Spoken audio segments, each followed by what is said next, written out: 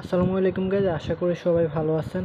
আজকে আবার আমরা আরেকটা ক্লাসে চলে আসছি, ব্যাংক রিকনসিলিয়েশন স্টেটমেন্ট বা ব্যাংক সমন্বয় বিবরণী। আমরা গত ক্লাসে বেসিক ক্লাস দেখছিলাম, এরপরে একটা ম্যাথ করছিলাম। আজকে আমরা আরেকটা ক্লাসে ম্যাথ দেখি। আসলে এই ম্যাথগুলো আমরা যদি সাথে সাথে নাও বুঝি, প্রত্যেকটা ক্লাস করলে আশা করি বুঝতে পারবো। তো আজকে আমরা আরেকটা ক্লাস দেখি এটা কিভাবে হয়েছে। এর আগে আমি একটু বেসিকটা আলোচনা করে দিই। সেটা হলো, আমরা বেসিক ক্লাসে শিখছিলাম হলো বোথ জেয়ার বা উভয় জেয়ার পদ্ধতি। এক পাশে হলো আমাদের কি বলে ব্যাংক বই, আরেক পাশে হলো নগদান বই। ব্যাংক বইয়ের সাথে দুইটা এন্ট্রি যোগ বিয়োগ হয়, একটা হলো ডিপোজিট ইন ট্রানজিট যোগ হয়, আর হলো বিয়োগ হয় আউটস্ট্যান্ডিং চেক বা বকেয়া চেক, এটা বিয়োগ হয়। আর বাকিগুলো আমাদের নগদান বইয়ের সাথে যোগ বিয়োগ করা হয়। নগদান বইয়ের সাথে যোগ হয় কোনগুলো? যে টাকা আসলে নগদান বইয়ের সাথে যোগ হবে, টাকা গেলে নগদান বই থেকে বিয়োগ হবে। আর ব্যাংক বইয়ের সাথে আর হলো আমাদের ব্যাংকে যে ভুল করবে, ভুল করলে ব্যাংকের সাথে একবার যোগ হবে, আর ব্যাংকে যদি করে আবার ব্যাংকের সাথে বিয়োগ হবে। এই দুইটা আমি বলি না, বাট এই খুবই কম থাকে। আর থাকলেও আমাদের মনে রাখার জন্য মনে রাখবো যে ব্যাংকের সাথে দুইটা এন্ট্রি যোগ বিয়োগ হয়, ডিপোজিট ইন ট্রানজিট আর হলো বকেয়া চেক বিয়োগ হয়। আর ব্যাংকের ভুলগুলো আসে, ব্যাংক ভুল করলে যোগ হবে বা ভুল করলে বিয়োগ হবে, এমন আসে। আর নগদান বইয়ের সাথে আমাদের বাকি সব কাজ, যদি টাকা আসে তাহলে নগদান বইয়ের সাথে যোগ হবে, টাকা চলে গেলে নগদান বই থেকে বিয়োগ হবে। এইভাবে আমরা মনে রাখবো সহজ নিয়মে। তাহলে আসি এখন আমরা কিভাবে করা লাগে ম্যাথটা। এখানে বলা হয়েছে, the cash in bank account in the ledger of Dhaka traders limited at 31st December 2018 indicate a balance of টাকা 86,600. The bank statement indicated a balance of টাকা 6,40,748 টাকা on the same date, একই ডেটে। তাহলে এখানে বলেছে যে ক্যাশ, আমাদের প্রথমে খুঁজে বের করতে হবে কোনটা ব্যাংক ব্যালেন্সের টাকা, কোনটা হলো নগদান বইয়ের টাকা, অর্থাৎ কোনটা ব্যাংক বইয়ের টাকা বা পাস বইয়ের টাকা, কোনটা হলো নগদান বইয়ের টাকা। আমরা শিখছিলাম যে বাম পাশে হলো আমাদের ব্যাংক বইয়ের টাকা আর ডান পাশে হলো নগদান বইয়ের টাকা। সো আমরা এখন দেখি, এখানে বলেছে ঢাকা ট্রেডার্স ধরতে হবে আমানতকারের বই বা নগদান বই। তাহলে নগদান বইয়ে আমাদের এখানে কত টাকা ইন্ডিকেট করছে, নির্দেশ করছে 86,600 টাকা। আর bank balance, the bank statement নির্দেশ করে হলো আমাদের ব্যাংক ব্যালেন্স বা পাস বইয়ের টাকা। ব্যাংক ব্যালেন্স কিসের টাকা নির্দেশ করে? ব্যাংক স্টেটমেন্ট অর্থাৎ নগদান বই বা পাস বইয়ের টাকা নির্দেশ করে ব্যাংক স্টেটমেন্ট। তাহলে ব্যাংক স্টেটমেন্ট আমাদের কত বসবে? 6,40,748 টাকা। আর নগদান বইয়ে কত বসবে আমাদের? 86,600 টাকা। তাহলে বাম পাশে আমাদের ছিল কি? ব্যাংক বইয়ের টাকা কত? 6,40,748 টাকা। ডান পাশে আমাদের কি ছিল? নগদান বইয়ে আমাদের কত টাকা বসবে? 86,600 টাকা। তাহলে দুই পাশের আমরা মেইন টাকাটা পেয়ে গেলাম। এখন আমরা এগুলোর সাথে যোগ বিয়োগ করব।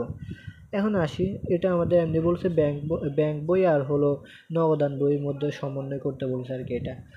এখন আসি এই নাম্বারে বলছে cheque issued but not presented. Cheque issue করছে কিন্তু বাট নট প্রেজেন্টেড মানে উপস্থিত হয়নি। এটাকে আমরা বলবো হলো আউটস্ট্যান্ডিং চেক বা বকেয়া চেক বা অপরিশোধিত চেক বা অনুপস্থিত চেক। বাংলায় বলবো হলো বকেয়া চেক বা অপরিশোধিত চেক বা অনুপস্থিত চেক। অর্থাৎ চেক ইস্যু করছি কিন্তু সেটা ব্যাংকে উপস্থাপন করা হয়নি, তার মানে এটা বকেয়া চেক না, ব্যাংক থেকে টাকা পরিশোধ করা হয়নি, তার মানে ব্যাংক থেকে আমাদের টাকা পরিশোধ করা লাগবে। এটা এক ধরনের দায় না? তার মানে বকেয়া চেক বা অনুপস্থিত চেক বা অপরিশোধিত চেক পরিশোধ করা হয়নি, যেহেতু প্রেজেন্টই করা হয়নি, তাহলে পরিশোধ করবে কীভাবে? আমরা তো এটা ইস্যু করে দিছি, কিন্তু এই ইস্যু করা মানে কি? বিয়োগ করা। আমাদের বই থেকে বিয়োগ করছি, ব্যাংক থেকে বিয়োগ করা হয়নি, তার মানে এটা বকেয়া চেক বা ইস্যুকৃত চেক। আর ইংলিশে বলবো হলো আমরা আউটস্ট্যান্ডিং চেক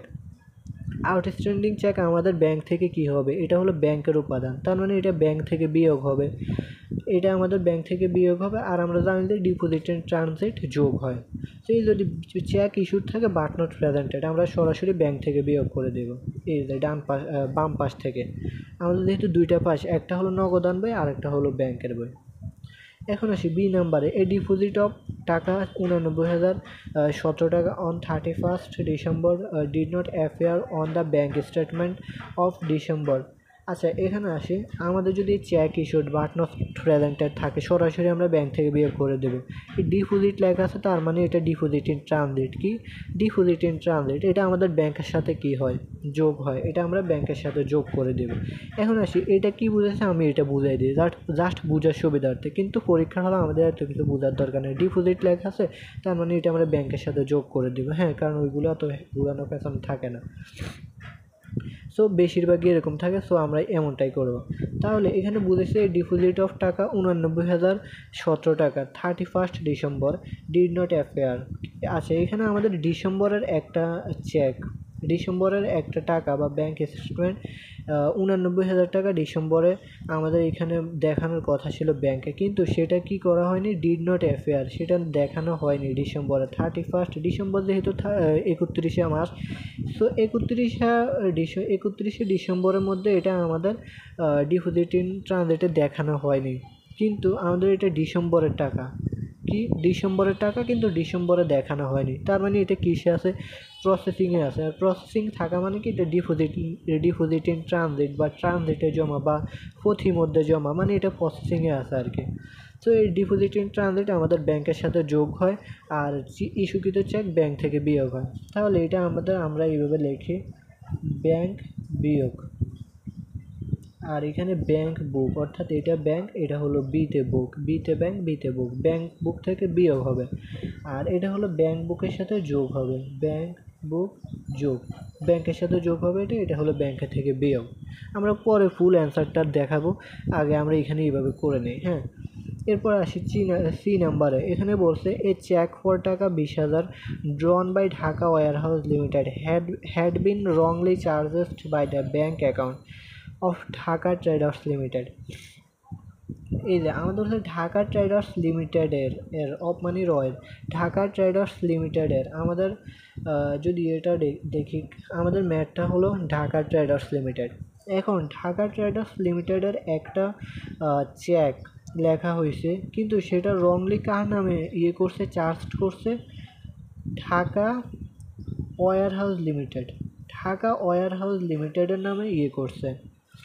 অর্থাৎ আমাদের এখানে মেইনলি ফোকাস করা লাগবে কোন জায়গায়, ভুলটা করছে wrongly charged by the bank account, ভুলটা করছে কার মাধ্যমে, বাই দ্য ব্যাংক অ্যাকাউন্ট, তার মানে ব্যাংক অ্যাকাউন্টের মাধ্যমে যেহেতু করছে, এটা কার ভুল, ব্যাংকের ভুল। আমরা তো বলছি ব্যাংকের সাথে দুইটা এন্ট্রি যোগ বিয়োগ হবে, কিন্তু যে ব্যাংকের ভুল থাকলে যোগ হবে, ব্যাংকের ভুল থাকলে বিয়োগ হবে, এটা ডিপেন্ড করে কিসের উপর, ভুলের উপর ডিপেন্ড করে।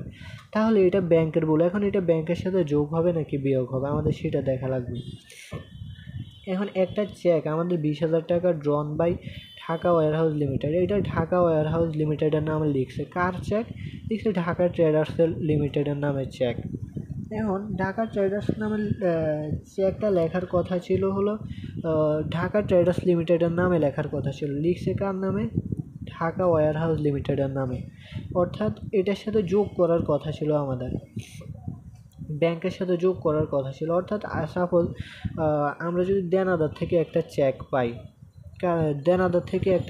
এখন আমরা যদি ব্যাংকে বলি, ব্যাংকে সেই চেকটা মানে আদায় করবে, এখন ব্যাংক সেই চেকটা সাপোজ আদায় করছে, আদায় করে কি করছে, আরেকজনের নামে লিখে দিয়েছে, এই যে ঢাকা ওয়্যার হাউস লিমিটেডের নামে লিখে দিয়েছে, কিন্তু লেখার কথা ছিল কার নামে, ঢাকা ট্রেডার্স লিমিটেডের নামে।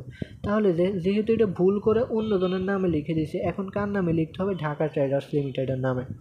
এখন চেকটা কার নামে লিখতে হবে, ঢাকা ট্রেডার্স লিমিটেডের নামে। তাহলে যোগ করা লাগবে ব্যাংকের সাথে, যেহেতু এটা ব্যাংকে ভুল করছে, ব্যাংকে ভুল করে অন্যজনের নামে লিখে দিয়েছে, এখন আমাদের এটা ব্যাংকের সাথে যোগ করা লাগবে। যেহেতু আমরা দেনাদার থেকে একটা চেক পাইছি, সেটা ব্যাংকে আমার নামে লেখার কথা ছিল, ব্যাংক লিখছে অন্যজনের নামে, তাহলে এখন আমার নামে যদি লিখে তাহলে কারেকশান হয়ে যাবে, তাহলে এটা ব্যাংকের সাথে কী হবে, যোগ হবে। তাহলে আমরা লিখতে পারি ব্যাংক বুক এর সাথে যোগ, ব্যাংক বইয়ের সাথে আমাদের এটা যোগ করলাম আমরা। এরপরে ডি নাম্বারে আসি, the bank had collected for the Dhaka traders limited taka 51,000 on account of notes receivable sent for collection, the face value of the note was 50,000 taka. আচ্ছা, আমাদের এখানে বলা হয়েছে যে the bank had collected, bank একটা ঢাকা ট্রেডার্স লিমিটেডের 51,000 টাকা কালেক্ট করছে। যেটা সাপোজ আমি ব্যাংকে বলছি যে আমার নোটস রিসিভেবলের টাকা কালেকশন করতে, এই যে notes receivable sent for collection, অর্থাৎ নোট রিসিভেবলের টাকা দেনাদারের টাকা কালেকশন করতে বলছি ব্যাংকে। এখন ব্যাংক সেই টাকা কালেক্ট করছে, কত 51,000 টাকা, কিন্তু আমাদের মেইন টাকা কত 50,000 টাকা না। এই যে দ্য ফেস ভ্যালু কি বা মূল মূল্য বা অভিহিত মূল্য বা মেইন মূল্য।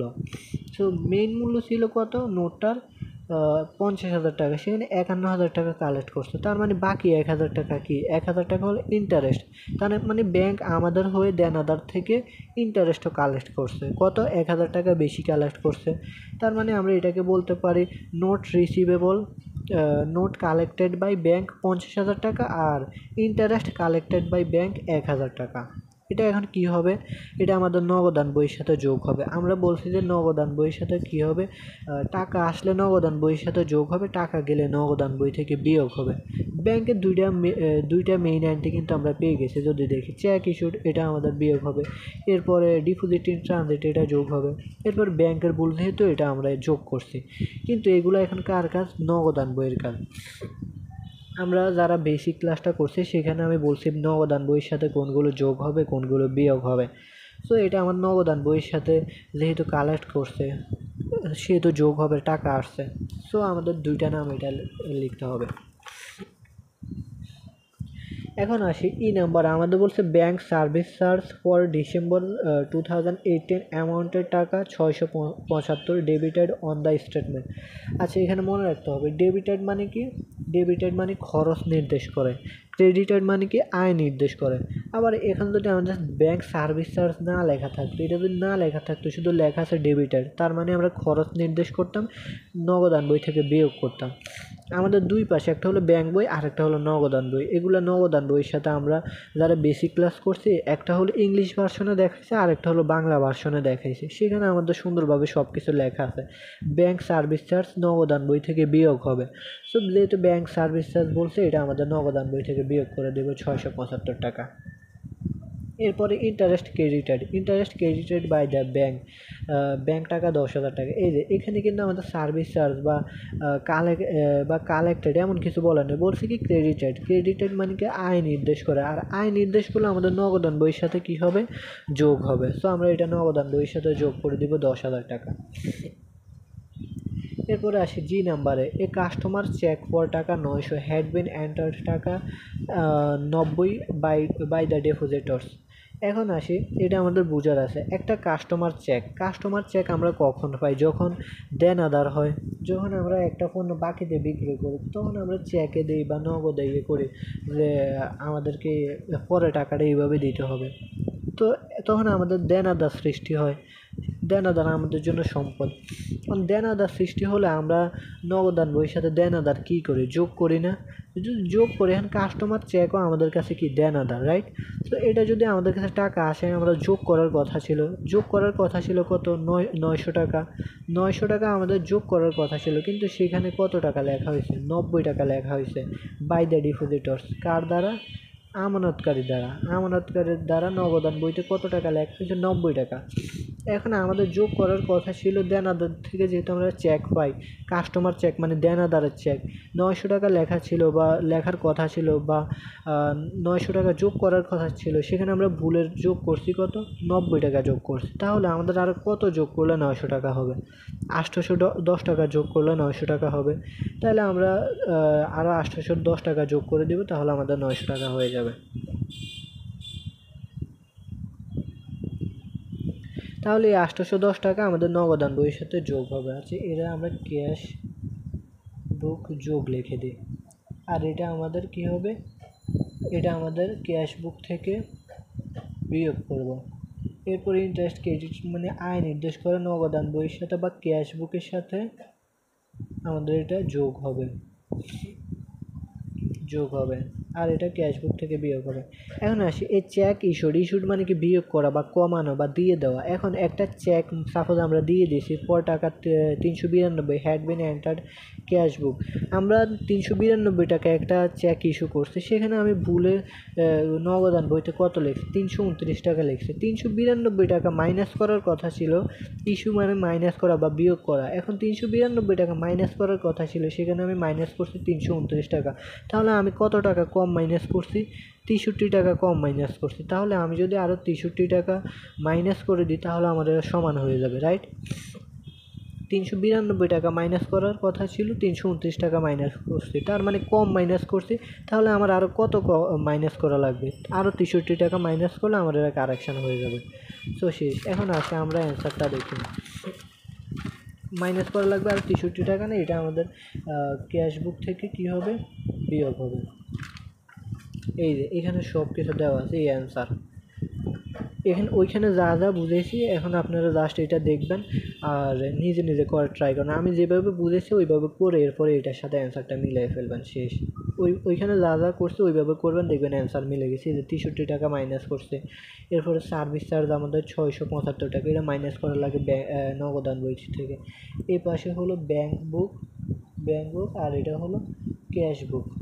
ক্যাশ বুকের সাথে টাকা আসলে যোগ করছে, এই যে কালেক্টেড, নোট কালেক্টেড, টাকা আসছে 50,000 টাকা, ইন্টারেস্ট কালেক্টেড 1,000 টাকা যোগ করছে, ইন্টারেস্ট ক্রেডিটেড মানে আমাদের আয় নির্দেশ করে, তো এটা আমাদের যোগ হয়েছে। এরপরে ব্যাংক ইনকারেক্টলি কাস্টমার চেক, এটা আমাদের লেখার কথা ছিল 900 টাকা, আমরা ভুলে কত লিখছি? আমরা ভুলে লিখছি 90 টাকা, তার মানে আমাদের আরও 810 টাকা যোগ করলে হয়ে যাবে। তো এগুলো আমাদের করতে হবে। আর এই যে ব্যাংকের ভুলে একটা পাইছি আমরা 20,000 টাকা, সেটা আমরা লিখে ফেলছি। আর এই যে আরেকটা আউটস্ট্যান্ডিং চেক বা বকেয়া চেক। তো এইভাবে করলে আমাদের ম্যাথটা হয়ে যাবে। আশা করছি সবাই বুঝতে পারছেন। আচ্ছা, এখন আসি আমরা জার্নাল এন্ট্রি করব। জার্নাল এন্ট্রি করার জন্য এই ম্যাথটার আমরা এখন জার্নাল এন্ট্রি করব। জার্নাল এন্ট্রি করার জন্য to rectify the cash book balance. হ্যাঁ, জার্নাল এন্ট্রি আমাদের করা লাগবে কি? আমাদের জার্নাল এন্ট্রি করার জন্য আমরা দুইটা পার্ট দেখবো। আমরা যে ম্যাথটা করব, ম্যাথটা করার পরে আমরা জার্নাল করব হলো এই যে নগদান বইয়ে জার্নাল করব। এই যে নগদান বইয়ের সাথে যেগুলো যোগ করছি আর যেগুলো বিয়োগ করছে এগুলো আমরা জার্নাল করব। তাহলে জার্নাল করার জন্য আমাদের যেগুলো অ্যাড করছে, অ্যাড মানে কি টাকা আসলেই তো আমরা যোগ করছি নাকি, আর টাকা গেলে আমরা বিয়োগ করছি, রাইট? যেহেতু টাকা আসছে আমরা যোগ করছি, তার মানে আমাদের সব সময় অ্যাডগুলোর সাথে সবগুলোর সাথে দেব ক্যাশ ডেবিট আর বাকি উপাদানগুলো ক্রেডিট। আর লেসের সময় কি দিব? বাকি উপাদানগুলো ডেবিট, ক্যাশ ক্রেডিট। এখন এগুলো আবার সবাই একসাথে লিখবো না, আলাদা আলাদা লিখবো। যেমন আমাদের এখানে নোট কালেক্টেড বাই ব্যাংক 50,000 টাকা, তাহলে এখানে আমাদের নোট কালেক্টেড কীভাবে? দেনাদার থেকে তো আমরা টাকা পাই নাকি, তার মানে নোট কালেক্টেড হয়েছে। তাহলে অ্যাকাউন্ট নোটস রিসিভেবল ডেবিট আর হলো না, নোট রিসিভেবল না, cash debit, note receivable credit. যেহেতু আমরা নোট রিসিভেবল থেকে টাকা পাইছি, তার মানে cash debit, note receivable credit, আমাদের কাছে নগদ টাকা আসছে। আবার ইন্টারেস্ট কালেক্টেড বাই ব্যাংক, তার মানে আমাদের কাছে নগদ টাকা আসছে 1,000 টাকা, তাহলে cash debit, interest income credit. এভাবে আমরা প্রতিটা উপাদান আলাদা আলাদা জাবেদা দেব। আর ক্রেডিটের ক্ষেত্রে কি হবে? উল্টা হবে। এই যে উপাদানগুলো কি হবে? ডেবিট হবে, উপাদানগুলো ডেবিট হবে আর ক্যাশ কি হবে? ক্রেডিট হবে। অর্থাৎ আমি যদি বলি অ্যাডের এখানে ক্যাশ ডেবিট আর বাকি যে উপাদানগুলো আছে আলাদা আলাদা, এগুলো সবগুলো ক্রেডিট। আর এই যে লেসের কি হবে? আমাদের যে বাকি উপাদানগুলো আছে এগুলো সব ডেবিট হবে, অর্থাৎ আলাদা আলাদা জাবেদা দিব। আর ক্যাশ কি হবে?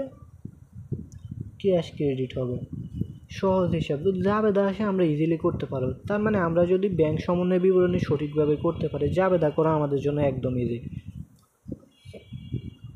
তো এরকমভাবে আর কি।